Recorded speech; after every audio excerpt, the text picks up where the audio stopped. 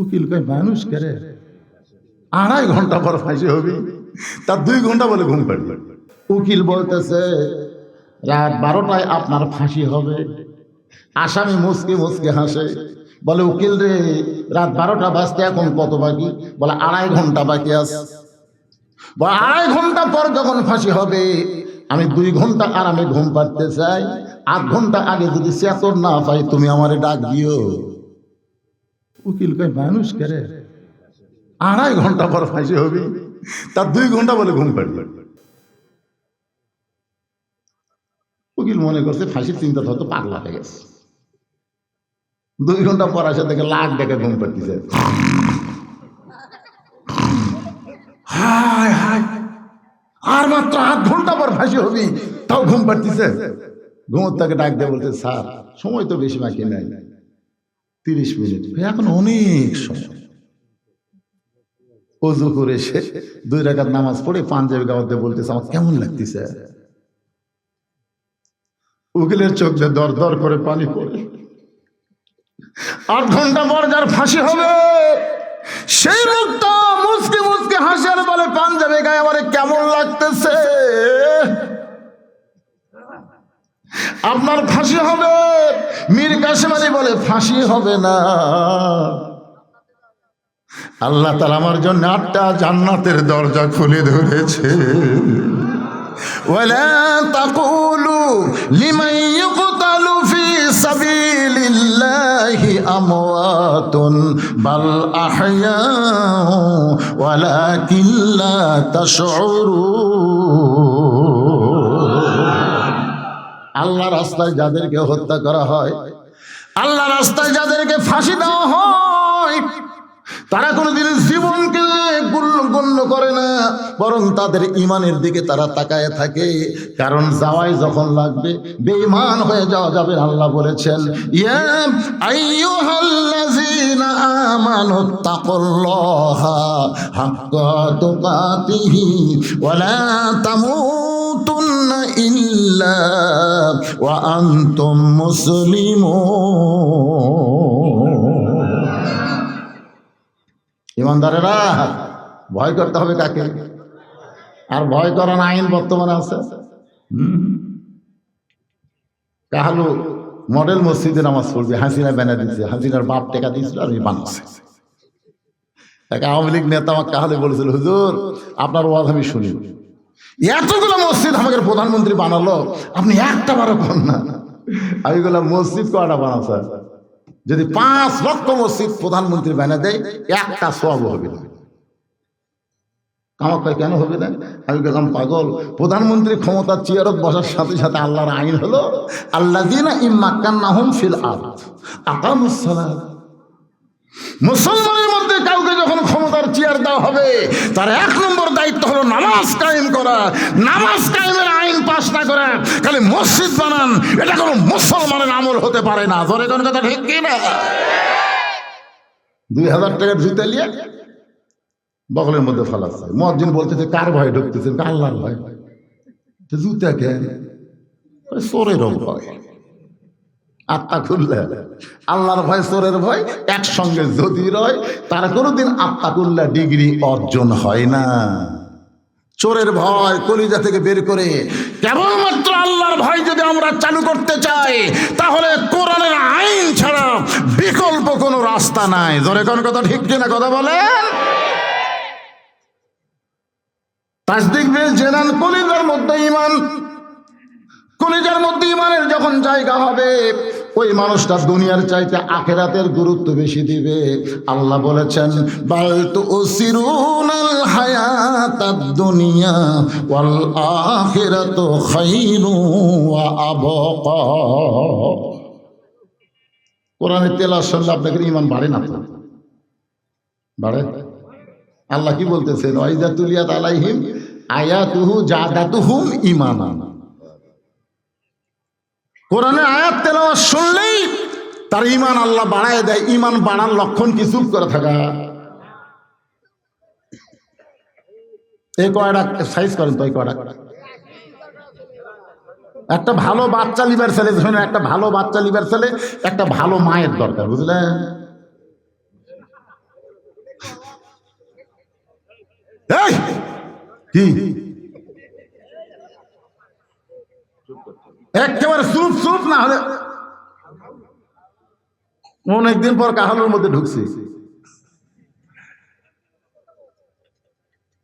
ছোট ছোট বাচ্চা, এদেরকে তো শাসন করা লাগবে আদর দিয়ে দিয়ে, বুঝতেছেন না?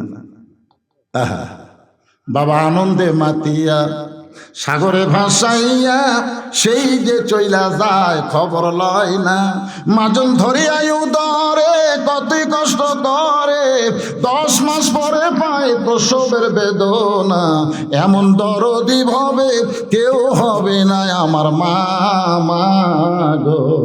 ইমাম গাজ্জালী রহমতুল্লাহ আলাইহি বলেন, সন্তান যখন মায়ের পেটে কনসেপ্ট হয় সঙ্গে সঙ্গে মায়ের মাসিক ব্যায়াম আল্লাহ বন্ধ করে দেয়।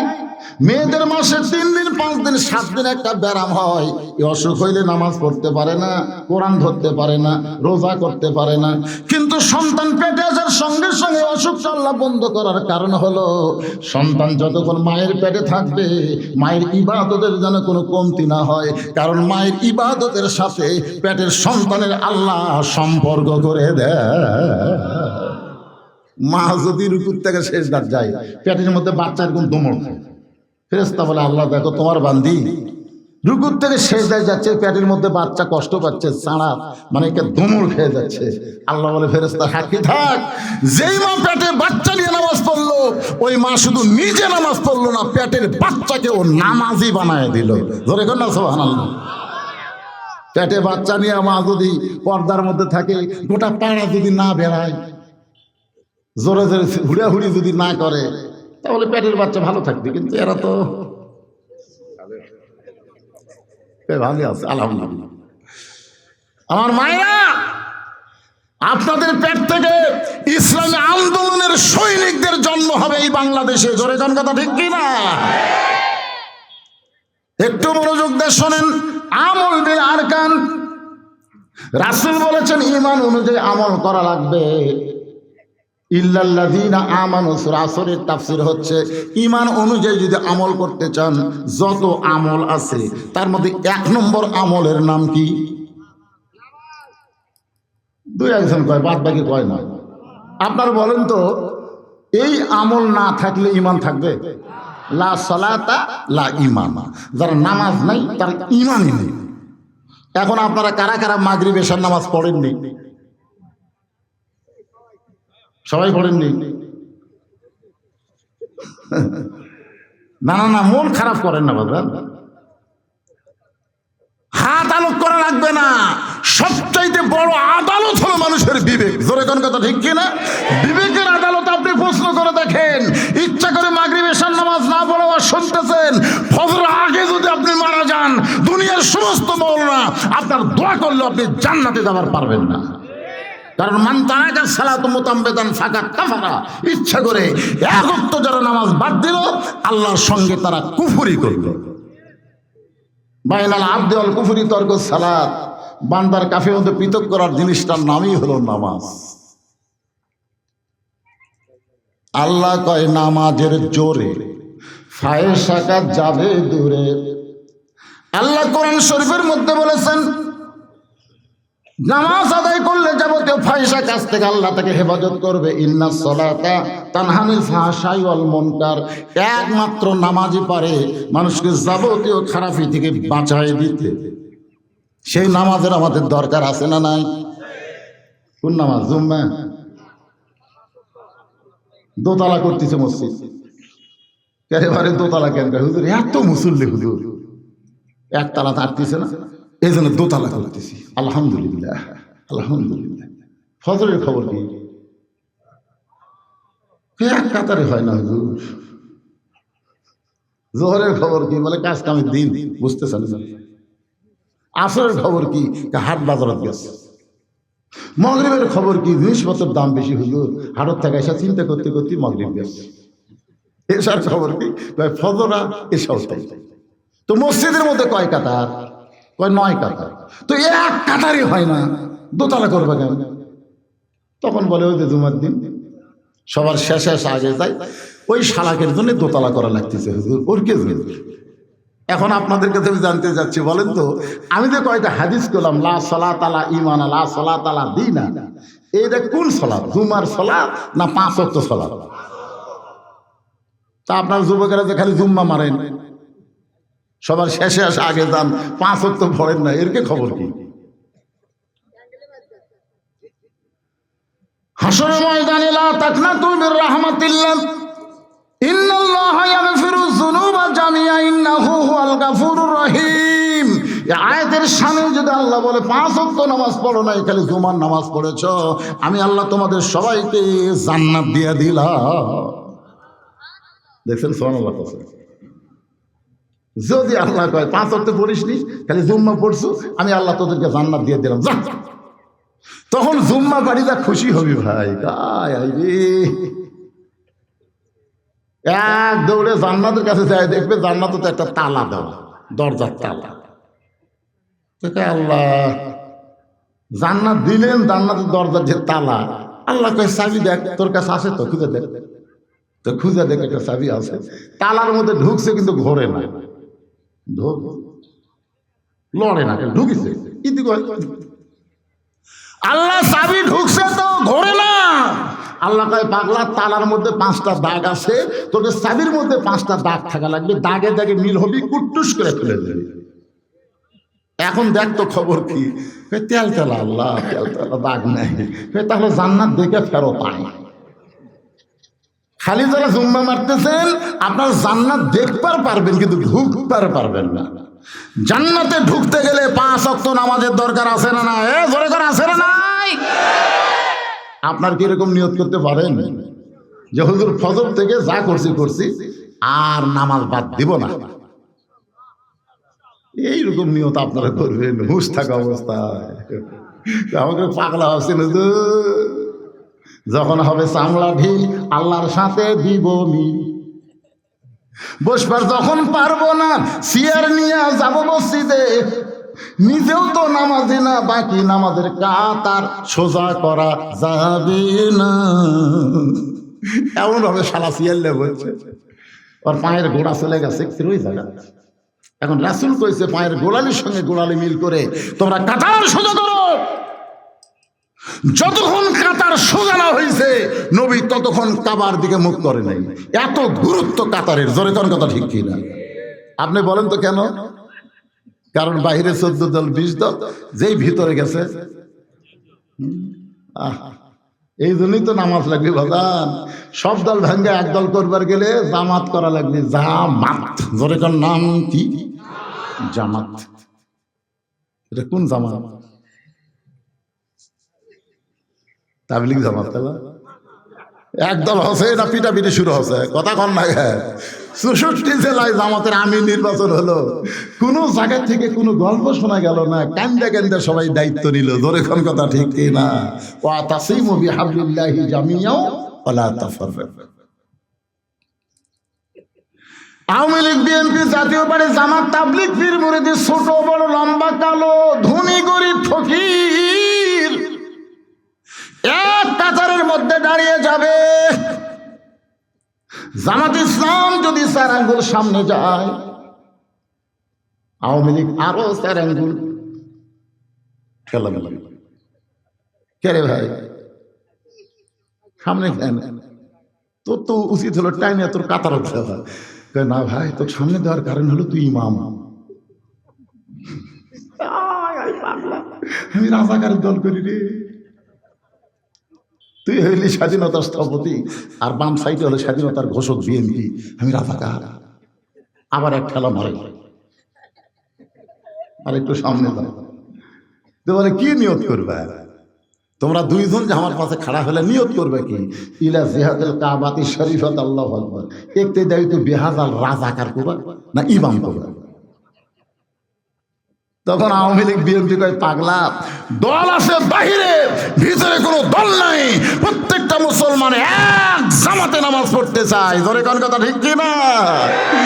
এই জন্যে নামাজের বিলটাকে পাশ করা লাগবে। সমস্ত মুসলমান যখন নামাজি হবে, মুসলমানের মধ্যে আর কোনো দল থাকবে না, সব মুসলমান এক কাতারে চলে আসবে। জোরে কোন ঠিক কিনা? আমল বিল আরকান, আমলের মধ্যে 1 নম্বর হলো নামাজ। পুরুষ মানুষের জন্য 1 নম্বর হলো নামাজ। কিন্তু আমার মা বোনেরা যারা পর্দার অন্তরে বসে আছে ওয়াজ শুনতেছেন, আপনাদের জন্য 1 নম্বর কিন্তু নামাজ না, নারীদের জন্য 1 নম্বর নেক আমল হলো পর্দা। জোরে কোন নাম কি? সূরা আসরের 2 নম্বর বিষয় হলো ওয়া আমিলুস সলিহাত।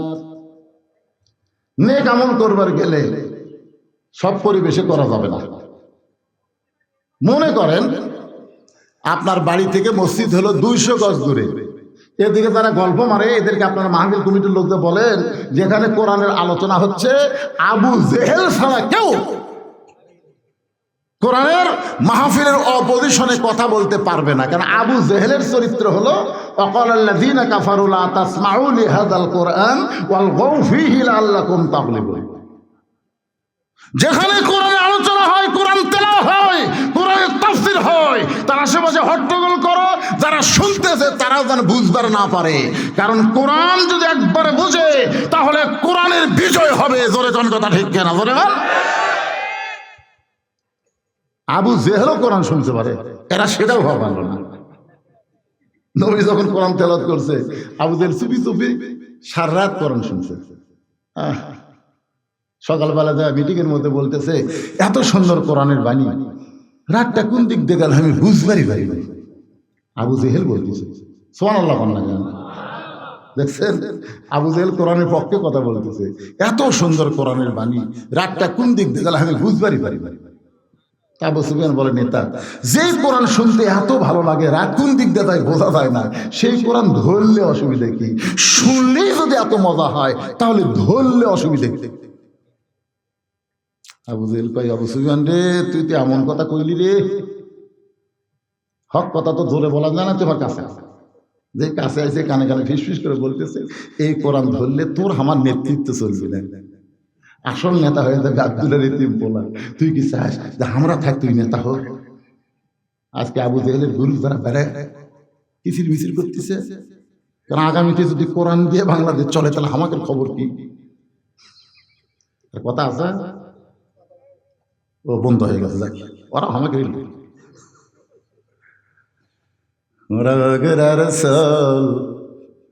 পুঁটি মাছ মারবা যায় ধরায় আনি বল। গোটা বাংলাদেশের এমন কোন জেলা নাই যে জেলাত আমার ওয়াজ, খালি নিজের জেলাতেই পারতেছি না, এবার ইনশাল্লাহ পারছি। অডিও ভিডিও আপনারা দেখতেছেন না? দেখতেছেন না বাবা কালু রে, আর নিচে না ওটা ওই যে বন্ধ হয়ে গেছে। ওরা যদি কথা না থামাতো তাহলে কালুর কথা কইতো, তো ওটা বলার আগেই যখন বন্ধ হয়ে গেছে, আলহামদুলিল্লাহ।